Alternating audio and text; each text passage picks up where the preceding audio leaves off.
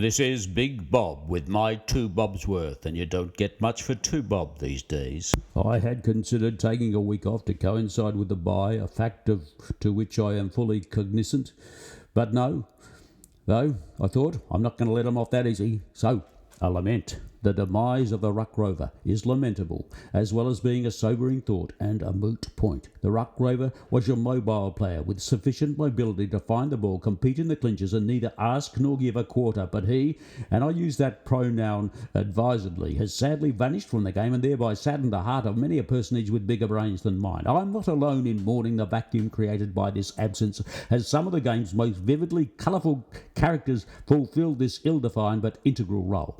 They came in all shapes and sizes, but shared an attitude to the game that is intrinsic to its core values and essential essence, without which many current teams are found wanting, and I refer here to the much maligned terminology spiritual leadership. Names such as Fred Bills, Neil Curley, who could also lead the ruck when required, I might add, your Ron Barassi, Teddy Whitten, and the list goes on, and I include myself in that number, all of whom brought and brung a cavalier devil-may-care and je ne sais quoi quality to teams that are now too often bereft, bewildered and bothered at crucial junctures in close matches when the tide is there to be turned, but there's no one there to turn it. Your Johnny Wins, your Phil Carmans, your Brent Crosswells. Some might argue that the current day big-bodied midfielders has stepped in to fill this void, but I beg to differ.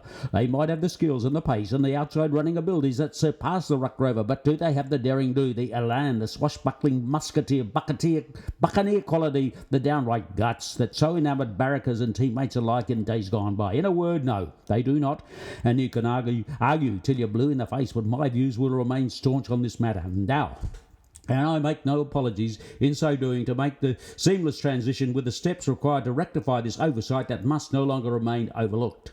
It is high time the likes of Dylan B. or Kelly P. put pen to paper, knocked a few chords together, and penned a fitting ode to the ruck rover that could enter the psyche of the nation via the hit parade and thus cement the memories in concrete once and for all into the national narrative as a musical time capsule, thereby encapsulating an era that is an endangered species of fading from the memories of even the most staunchest and single-minded members of the footballing fraternity and society in general. And while they're at it, and you haven't heard the last of this matter, the following topics must also be addressed in musical and lyrical form, be it folk rock, hard rock, indie folk, or my personal favourites, and I mean both, country and western. Here I am envisaging the ballad of the dropkick, the sad song of the hip and shoulder. Where did you go to, my chunky back pocket? And as for the crows, don't write them off yet. Fundamentally, there is nothing wrong with them, except what's wrong with them, and you can't argue with that. You've been hearing and feeling Big Bob with my 2 bobs worth, whether you like it or not. Until next time, sayonara